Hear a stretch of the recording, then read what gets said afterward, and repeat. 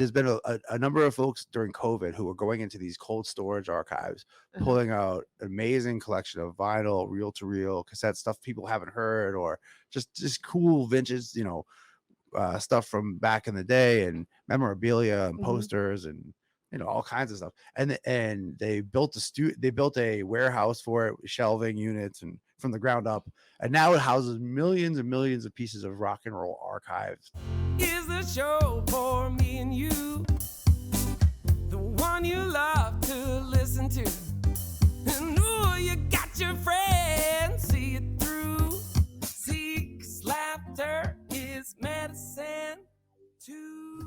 Hello, Worcester. I'm Wendy Love Edge, and you are listening to The Edge Show live on Unity Radio 97.9 FM. The opinions expressed by our guests may not be the opinions of Edge Productions. This is Season 7, Episode 15, Let's Get Boston Baked. I've got some great guests today. The show's got a little different format tonight. We're going to be talking to our guests pretty much right away tonight. And I don't have a co-host. Oh my gosh, I miss Angela so much. Soon I'll be back in Fayetteville where we'll be able to co-host the show together in person. But tonight I'm solo with my guests. And so without further ado, I'd like to introduce them. The first is Canndace J. She is a cultivator of cannabis as well as an enthusiast and promoter of the plant. She's a podcast co-host and creator of the Western and Central Mass Cannabis Group.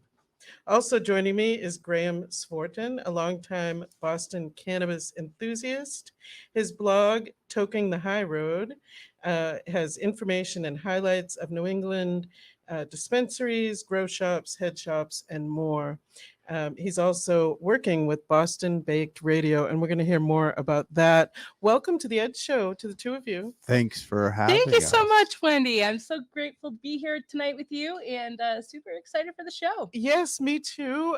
So I had the pleasure of meeting up with the two of you at a local Worcester restaurant recently, and gosh, we talked and talked and talked, and I thought, we need to have you guys on the Edge Show. Yeah. Yes. So out of that conversation, this show was born. And, it's been really exciting being in Massachusetts, where the industry is a little more grown than where I currently live in Arkansas. And so I'm excited to hear your thoughts about the industry here in Massachusetts. But first, I wanted to start with a question. I used to do a podcast called Weed Speak. Actually, Jessica, you were a guest. Oh my gosh, Canndace, I'm so sorry. I called you by your alias. But you were a guest on Weed Speak, and we chatted about this. And so I want to hear from both of you. Maybe we'll start with Graham here. What brought you to cannabis in the first place? Well, I think where I came from, there was cannabis readily available from a very young age. Okay. I'm old enough where the people who raised me were from the 60s and 70s. And so, I sort of had the idea that cannabis was the smell of New Hampshire for a while, Oh, okay. So you grew up in and around it. Your family that's right. Kind of yeah. I mean, not necessarily my parents, like they weren't like smoking weed in front of me or even smoking weed, but my uncles and aunts certainly were. Sure. And when they got together with their brothers and sisters, then you'd have joints. Right. 𝐥𝐤𝐤𝐸 were like something I recognize. Oh gosh, 𝐸𝐤𝐸𝐸. I remember those. Are those still around? They still are around. Yeah. That brand is doing their best. But I saw some 𝐸𝐤𝐸𝐸 recently. Right. Yeah. That's so funny to hear those words, because like growing up, that was pretty much all that we had was 𝐸𝐤𝐸𝐸. Yeah. I can still picture the package, the white writing. Yeah, 𝐸𝐸𝐸𝐸 is sort of a dirty brand. It's dirty. 𝐸𝐸𝐸𝐸 is next to like cigarettes and the porn stuff. Like, one of those. Right. So you grew up around it, and it was it considered, sort of just part of life, commonplace? I think it wasn't an accepted, it was part of the counterculture life. Oh, I see. Yeah, right. Sure. So it's very much frowned upon by schools and people and parents. Right, sure. But well, the war on drugs was alive and well. That's right. Yeah. Yeah. And a lot of people were very much stigmatized, and cannabis wasn't called cannabis, it was called marijuana, which is a word I don't like to say. Right. But it was called that. And so it still is. And so even when you hear that term, usually it's a loaded term. You know, you might hear it in your human resources department. They'll say, "You smell like marijuana." Oh gosh, You know? I want to tell you a little bit about that. So I have been working after almost 12 years being disabled and unable to work in my profession. I went back to work, and I decided to come here to Massachusetts, to Worcester. I had worked in the area for 25 years in my field, and it's been a great experience being back and all that, and being back in my profession. I'm an occupational therapist, but I had to sit through a training last week where we're looking for if our employees are high. Oh my good. Oh my goodness. If they're high at work, or other drugs too, but marijuana definitely. Well, they used marijuana. I actually stayed very quiet through this training. I could have said a lot of things, Oh, I'm sure. but it's so ridiculous. You're looking for, and then what are you going to do? Drug test somebody for cannabis, which who knows when they used it, because it's in your fat cells for 30 days or more, right? And you're here for longer. Right. Yeah. So depending I on was the- a little bit disillusioned by Yeah. that, being here in Massachusetts where the industry is really growing up, you know? Yeah, and, you know, now at least there's access to data that suggests that the use of cannabis can do things like alleviate, the effects of a long day at work, Right. and that Right. kind of thing. So, Well, and we wouldn't want people, dabbing at work or being like, well, the data super high, maybe right? not that, but the data disagrees with you. But they say that people who are using cannabis are less likely to become fatigued, and I know that that people who are working, fatigue is a huge sucker of energy and That's true. you know. That's So true. if people who are less fatigued, they would theoretically, what it suggests is that people who are on cannabis can do tasks for longer. They are better at maybe focusing on like a painter. Consider a painter or somebody who works in a factory. Sure. They get plugged in there. They're Right, right. they're doing the best work they've ever done. Yeah. Well, so I think it depends on what you're doing for work. Yeah. I'm sure that there are pros to using this medicine for certain jobs. It Oh. just depends on, the different, what strain you're using, how it's affecting you, what type of job you're doing. I I think, agree. I strongly agree with Woody. It definitely, Mm. you have to make sure that you're using the appropriate tool, the appropriate time. right. I'm in one of those positions where earlier in my career, cannabis was the only reason I was able to survive my career. And Mhm. as I can understand that. right, Yes. even as much as a couple of years ago, but as I've continued to grow and develop, it's definitely more difficult to do certain tasks when I'm stoned. No matter how I slice it or dice it, Right. it can be more challenging for me to do when I'm Well, and stoned. I think so. There are people who go to work using various medicines that affect their ability to function, right? But if it's a pharmaceutical, you know, it's not really, and they have a prescription, it's not looked at the same way. So, How about a cigarette break? Cigarette break right, institution for the workday. nicotine. I would say that there is such a thing as work weed. Okay, and, right. and people like, that's a whole thing. Like the strains that I would like during the daytime because it wouldn't prevent me from getting things done. And everyone's physiology is different. Exactly. So maybe somebody Everybody is different. my own father, I've learned can only eat like 1 milligram of weed. Right. Okay. Right. Maybe 2. Yes, everyone is different. Yeah. For sure. Well, it was a long answer to my question. We kind of went off on a tangent, but I want to hear what Canndace J, what brought her to cannabis. Absolutely. So, growing up, I was able to access cannabis from my friends, but I didn't really start getting into cannabis until I went to college in Alaska. And back when I was in Alaska, Alaska was the only state, or I think it was one of 2 states that had cannabis decriminalized. Like, you could possess up to a quarter pound, and Really? it was like $100 fine. In Alaska? In Alaska. What year was this? This was in 2009. Okay. So they were, and that policy had been in place for a while. That's why you have some of the strains that you have from Alaska that are like phenomenal. Coming out of the Matanuska Valley. So my next question for the two of you, because you're both working in media with cannabis, and I'm curious with so many aspects of the industry, why you've chosen the media aspect to focus on here in Massachusetts. Well, I personally, I just like play with equipment and making things. So it's just a natural thing I would do, you know. And I like writing, and really my focus is writing.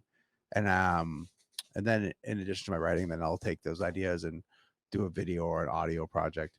And I'm also a web designer, and so I enjoy making digital media for the web. Nice. So yeah, it's kind of just my natural hobbies, including cannabis, Right. sort of work all together. So the writing and all of the media work, you were already doing that, and then it kind of going in the cannabis direction was a natural shift. Yep. Right. That's right. Yeah. Yeah. Cool. How about you, Canndace J? Because you're kind of new to podcasting, aren't you? I am new to podcasting. Well, communications and speaking is probably about 70% of my day job. So it's something that I excel in and I enjoy. And I feel that there's a lot of issues that we really need to be discussing more. And if we can find a platform, build a platform to spread the knowledge, then we're doing a good thing in the world. So we were talking before the break a little bit about Boston Baked Radio, and I think it's a really important project. So could you tell our audience a little bit about it? Yes, it's a very exciting project.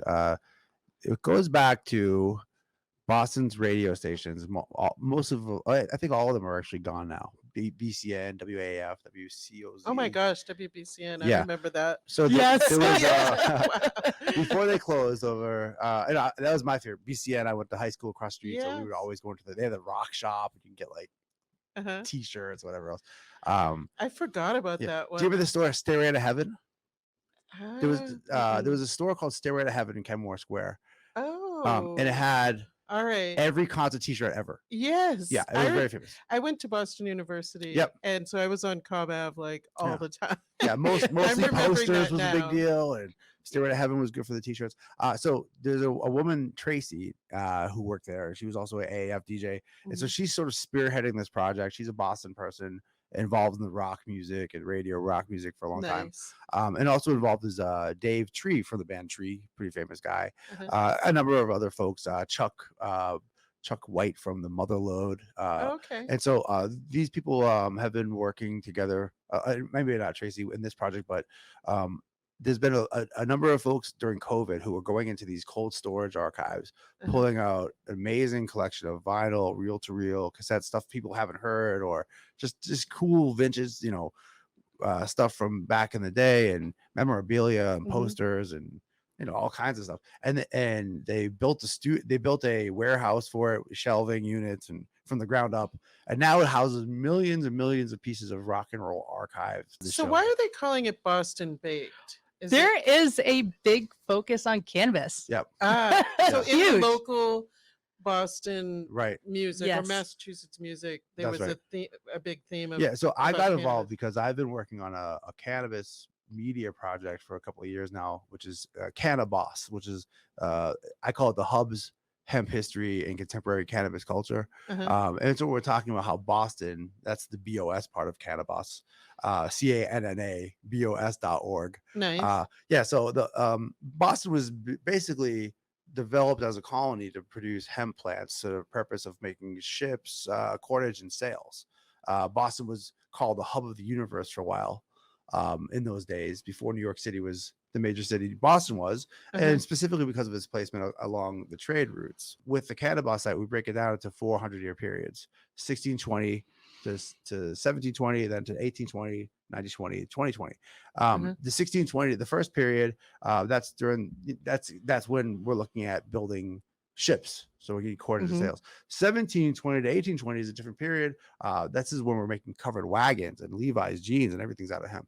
1820 to 1920. Wait, were Levi's jeans originally made from hemp? They were, and most things were. Yeah, Yeah. I know a lot of Yeah. things were, but I did not know that Yep. about Levi's. Absolutely. And they were Interesting. much better jeans then. They didn't get holes in their knees. Right. They weren't cool teens running Well, people around. like the holes in the With knees. gold mines. I think Yeah. people look for that. Now Yeah. they do. They'll pay like It's- $150 We've been for programmed to not want hemp clothes, so we make Right. sure we're Hemp tattered clothes. Hemp clothes wear in. That's right. You know, Yeah, yeah. I have a letter my great grandfather wrote, 1912, Uh-huh. in Boston, and the paper I noticed it was an amazing paper, and it's got to be hemp paper, Right. Because this paper is not paper. Because it's not going to fall apart and It's just disintegrate. you Right. touch it, it feels different in your hand. It's much weightier, Yes. and yes, there isn't any degradation almost. Right. It Yeah. it probably wears in just like the clothing. That's right. If you don't know what I mean, so you know how clothes wear out, like you wear cotton or Mhm. other synthetic fibers, it wears out, but hemp actually gets better the more you wear it. That's right. It wears Yeah, in. yeah. So I think the paper is probably like that as Yeah. well. So this Boston Baked has the archives, and they're planning to air some of the They're currently airing. shows. Currently, Dave Tree, famous lead man of the band Tree, which Mhm. Boston weed band for sure. He's got a show, and there's a number of other people who are putting shows. We're going to be rebroadcasting the Danny Danko show, Grow Bud Yourself. the Rick Wonderful. Nye show. Danny Danko's amazing. Yeah, he's great. Yeah, Yes. he's another And- Bostonian. Yes, and I Yeah. understand you're going to air the Edge show as well. That's correct. Yes. So I wanted to switch over and chat with Canndace a little bit about cultivation. So you started a group on Facebook for Western Mass, correct? Central and Western Mass? My friend actually started the group Uh-huh. and he brought me on as an admin. I had a lot of ideas and suggestions in the beginning, so I started kind of running the group. And at this point, I'm pretty much running the group exclusively now. So Sure. So you're bringing together people who want to cultivate or who are cultivating yes, in Central and Western Massachusetts. we are. We also discuss growing techniques. It's a networking opportunity. We try to also post like local events that are happening as well, so that we can go out and meet each other in the community. So Yes. I'm really trying to build a community. I feel like there's a lot more cannabis to Massachusetts outside of Boston. It's not just Boston weed all the time. That's the Um, truth. That's the truth. And there's Yes. a lot of folks in the Berkshires that have been growing for a long time and have been breeding seeds for a long time. So it's nice to try to integrate like the whole state together. It's nice to see here that the growing, the cultivation is community based, you know. It sure is, because we know for fact that no direction has come from the CCC as far Right. as any type of caretaker situation in Massachusetts. There's like no Mhm. direction on that, but at least there is an actual grow community, and I'm so happy to be a part of that. And I've been introduced to so many skilled folks throughout the years, and it's really been a blast. Nice. Are you also a cultivator? I am. Yes. You are. Of course. Yes. Yes. It's our. I think it's cannabis is first food. Mhm. And my belief is that the growing of one's own food is a revolutionary act. And I believe it's actually our duty to grow cannabis here in a state where we do have grow rights. Yes. Just because it is medicine. I'm of the position where I believe that we've been robbed of a plant that we're supposed to have. I think that grow rights are human rights. So what are some of your favorite Boston brands for cannabis? Okay, so I'm a huge Beantown, Greentown guy. I love those guys. That's a local folks. And then as far as I like all the dispensaries in Boston. I'm glad I try to support them. There's like Pure Oasis over on Blue Hill Ave. There's Seed Dispensary, and Seed Dispensary is very interesting. They have a museum there of cannabis. I think I forget how they call it, but basically prohibition, and so imprisonment and that kind of thing. Sure. And my personal point of view is the real criminals are the ones who are persecuting the cannabis users, and so they kind of have that point of view also. But the other brands are like Mary Palmer. That's a great brand. They make dog treats and like lots of clothes, and they're winning awards all the time. Nice. And then Golden Remedies edibles. Those guys are from the South Coast. Great products. They do like a lot of edibles also. They have some really good products. And so in this last segment, I wanted to talk about the announcement that President Biden made, where he pardoned anyone with previous simple possession charges. Mm. And I know that there's been a lot of talk amongst cannabis activists and in the community, good and bad, about about this announcement. Mhm. So I'll reserve my thoughts on it. I'd like to hear yours first, if you'd like. Absolutely. I definitely feel like this is a political move. It's something Mhm. immediately preceding the midterm elections that are critical Right. for the Democrats right now. So I don't think it's as great as what it seems at first, or at least for what people are understanding the purpose to be. There is actually no one being released from federal prison Right. due to this. Mhm. And it's only going to be impacting, I think, about 6,500 inmates total, but it's not going to really impact their sentences because it's no one's in federal prison specifically for just simple possession. There's Right. always like intent to distribute or some kind of trafficking. They always stack the charges. So it's Right. Right. Federal charges are generally more than simple possession, although there have been in the past some people. So um so yeah, no one is being released. That's true, right? But that wasn't what he said. The pardons affect people's ability to vote, to run for office, to employment, housing. So there is a positive effect to it, huge. and it's the first time that a U.S. president, instead of getting up and saying just say no to drugs, or this is your brain on drugs, remember those commercials? Oh, yeah. I They think really those were ad scarred me. council sponsored. And then the other piece is he asked that they examine the scheduling of the medicine, which that is a huge important piece. He didn't say look at descheduling. I'm afraid they're going to reschedule it and it'll end up even more in the hands of big pharma. Mhm. But at least they're looking at it. Yeah, and that comes out of the United Nations, that scheduling, and initially Right. that came out of the global governance Right. Isn't of that the earth. crazy? Yeah, Hmm. yeah, Yeah. So, but the United States can reschedule or deschedule it as well. yeah. It's that whole piece is tricky business. I think Obama had made a big point of that. He was saying, "Look, I can't just change the law because that law, like, because we're part of the World Economic Council. I think is what the problem is Right. if we start to make this thing that's been deemed, however erroneously, Hmm. a class. It's a different schedule number, but it's the Right. same A idea. different It's schedule. it's Yeah. the hardest drug, and really what they're saying is it's a compound that has significant likelihood of addiction and no medical benefit, which both of those things are ridiculous It's things to so make a point untrue. It's like about Right. cannabis at this anyone point. You know, has even small Empirically. yeah. experience with the plant Yeah, has I to mean, realize that that's if a we look big at lie. the findings of Israel's Raphael McCollum, this is the man who sort of has credited with finding the endocannabinoid system. Yes. But just all of the medical breakthroughs that have come out of that research and out of that vehicle. I mean, at the time of COVID, the Israelis were producing data showing that COVID was helpful for COVID-19 even. I mean, sorry, that cannabis was helpful for Mhm. COVID-19, COP-D, all kinds of things where they're putting cannabis oil on skin tissue and seeing amazing results. And all this stuff is published. So it's ridiculous that we could even make a statement that Right. cannabis is scheduled as such. Sure.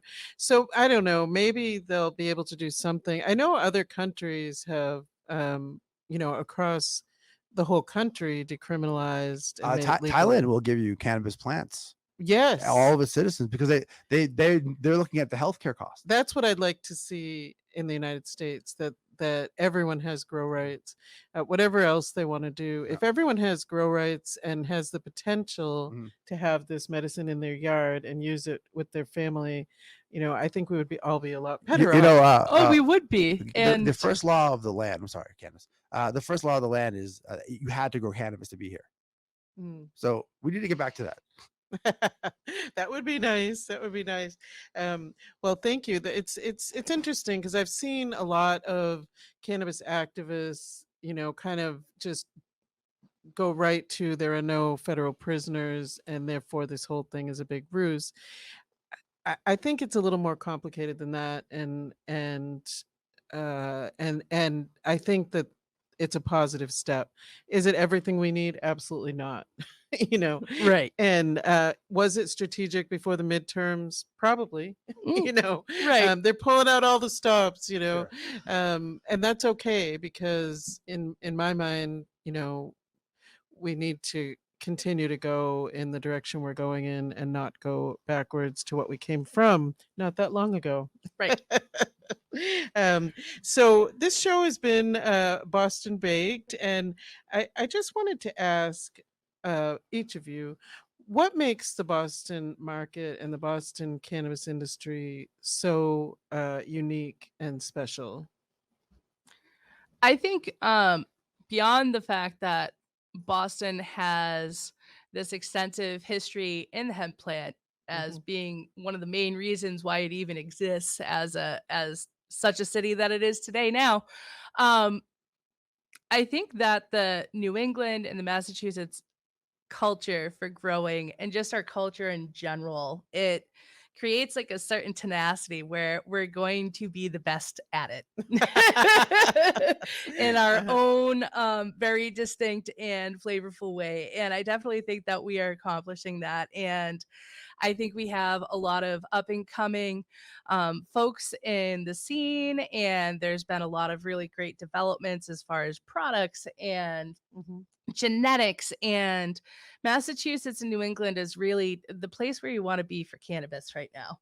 I agree. I agree. I can't believe I'm leaving. Yeah. But Yeah, uh, I think part of it. So part of Massachusetts' success with cannabis, I think, has to do with it being part of New England. I mean, the legal part maybe not, but just in general, how come it's why it's so good here. So one thing that's nice about New England is the size of most of the other states, mhm. and there's different laws between them. So if you happen to be in a part of New England that doesn't have legal cannabis, you can always go to the one of the. So if you're in New Hampshire, you go to Maine, Right. and so somehow I think that breeds a bit of competition. Oh, okay. I think that's kind of part of it. I agree. Mhm. I think within Boston actually is not very good. Hardly anyone can grow as Boston. The reason is most people aren't landlords, and there's a whole problem with growing plants if you don't own Oh, property. right. When you go to the South Coast, you go to like Taunton or like all those towns, Fall River. There's amazing grows happening out there because people usually own their houses or have Right. yards or that kind of thing. Mhm. It's not to say nobody in Boston is growing, but what I've noticed is a huge gap of people putting out craft cannabis in the Mhm. gray market in the Boston area. But then as soon as you get to Worcester or you get north of Boston or South Shore, and I think people are just able then to kind of just go for it. And Right. that's really we've had cannabis here since 2015, December of 2015 for legal. So people can pretty much grow and gift since then. So now we're coming up upon 10 years, not Right. too far away. So That's crazy yeah. because I mean, I remember holding a cannabis legalization event like right after they passed it. We had an event at Spiritual Haze, which isn't around anymore. Yep. Uh, Very familiar with it though. Very yes, famous place. and it was just amazing. We had in our giveaways we had plants and all different brand new brands kind of coming up, Mhm. and it was very exciting. It's been exciting to watch the industry grow here, but I think you're right. The states are really close together, and so it definitely breeds competition and Sure. also community. There isn't know what you'll find if you go to enough events is you'll see the same people at those events uh-huh. from no matter if it's in Maine or if it's in if it's in Massachusetts or if it's in Rhode Island, Yes. it's the same people. And so Right. it's really it is a New England community. Nice. Yeah, Yeah, wonderful cannabis community here. it sure is. So how can people get in touch with you, So Graham? we're available always at cannabis.org. There's a way to reach us there. We're on hiatus from the news show, which is the washdaily.com. But you can certainly contact us there as well. Excellent. And bostonbakedradio.org. Excellent. Thanks so much for joining me tonight. This has been the Ed Show live on Thank Unity you. Radio. The Ed Show is sponsored in part by Taproot Treasures, 131 Inclusion Gallery, Irie Bliss Wellness, Lindsay Camp with Synergy One Lending,